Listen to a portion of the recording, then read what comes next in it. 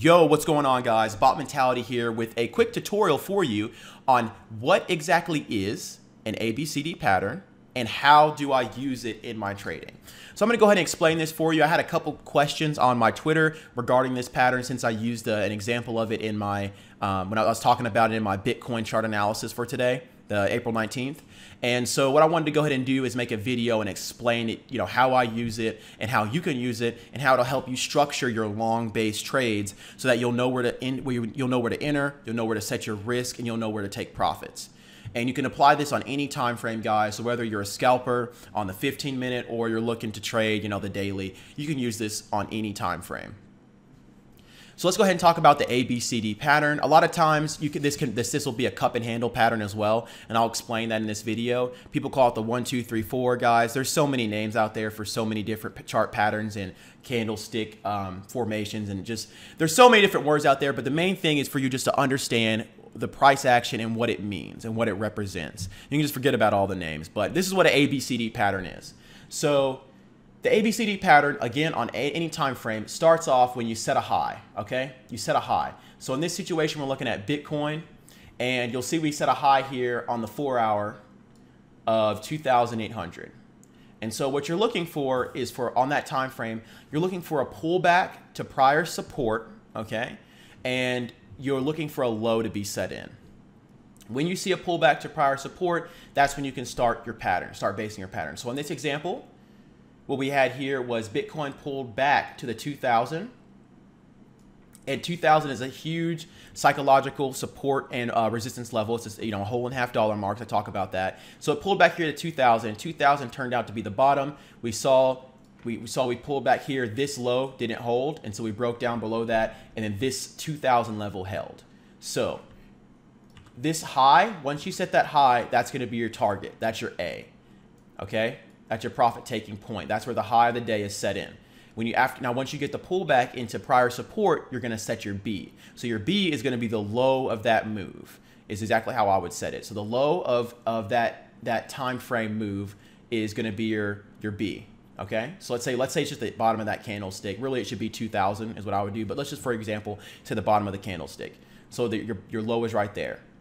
And your high is the high of the day or the high of that move, since crypto is open 24/7. I keep saying high a day like I'm in the stock market because that's what I'm used to. So I'm trying to convert this over to cryptocurrency. So if I say low a day again, I apologize, or high a day. So you have your high and your low. Now, by the way, this low is going to be this right here is your risk, and that's your B.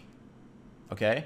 Remember, this is for long base setup. So now that you have your A and your B, now you have a profit taking point and you have a risk point. Once your B is set, you're looking for higher lows or consolidation to confirm that that is the low. And so what you see right here, it could be your C. You can set that anywhere right here. As soon as you notice we start making higher lows, or the RSI changes, or you see resistance lines being broken, whatever your strategy is, that's when you know to set your C. So your C can be anywhere in this area. In my situation, let's say as soon as I see the double bottom, these bottoming patterns right here, where we pushed up here to the 2,350 and pulled back, I would look to get in on this bounce. So right here is going to be my C. This is where I'm going to enter. Okay, that's my C right there. Now, there you have the A, the B, and the C. And the A is your target price, the B is your risk, and C is your entry. So between your B and C, you want these to be as close as possible. As close as possible, because you don't want to risk as much, this equal. You don't want to enter your C halfway between A and B. You know what I mean?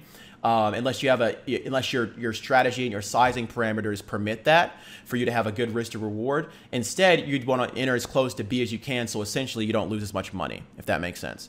So your C, you enter at C, you're looking for a grind up to take out the high of day, which is A. So you see we had a buying of volume up here into that prior resistance, which is A, and this area right here is where you're going to put your D, and that's your sell point. Okay, so your D can be over A, it can be right on A, it can be a little bit below A, wherever you want to sell, it can be anywhere. But your target is that breakout. So you decide. For me, I usually start to scale out as we approach A, and then once you break over A a little bit more, it all depends on how fast the momentum's going. So that's an ABCD pattern. Now, regarding a cup and handle, that essentially forms when at the end of the ABCD pattern, it'll come up to test A, after C, it'll come up to test A, but let's say it doesn't quite break through or it rejects, but it'll make a higher low like this one right here. This is actually a really good example. So let's say, for example, that this push where D is at was a little bit lower and it didn't quite get through there and we pulled back right here. They would consider that a handle, because if you were to throw it up on paint, okay?